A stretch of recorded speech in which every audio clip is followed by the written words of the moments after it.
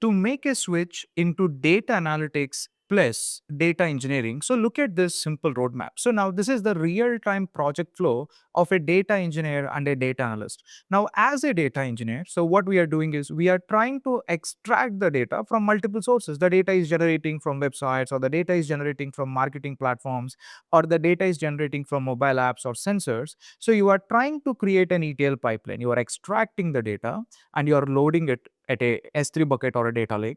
You are transforming it using PySpark or a Databricks, and you are trying to dump it into a data warehouse. So from a data warehouse, the data analyst going to collect the data into Power BI, he going to start developing the reports, and then those reports he's trying to publish it into Microsoft Fabric so that the business stakeholders going to look at them for a daily update.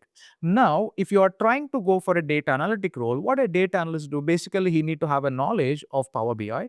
He need to have a knowledge of SQL to collect the data from a data warehouse, and to clean more extra data, he is using Python, and to publish it, he is having a your Fabric knowledge. And apart from it, if you are able to know some bit of transformation operations, like a bit of data engineering, a bit of data factory knowledge, if you're able to have as a data analyst, that going to be good. Means, like I'm saying, if you're able to be at an intersection of data engineering plus data analytics, you're able to tap upon more opportunities within the current market. So now if you want to learn them from basics to advanced, from the zero level until you crack a job, or developing end-to-end pipelines like this on data engineering plus data analytics, you can join my upcoming program. The registrations are open. You are able to reach out to our team. They will be guiding you towards the registration process.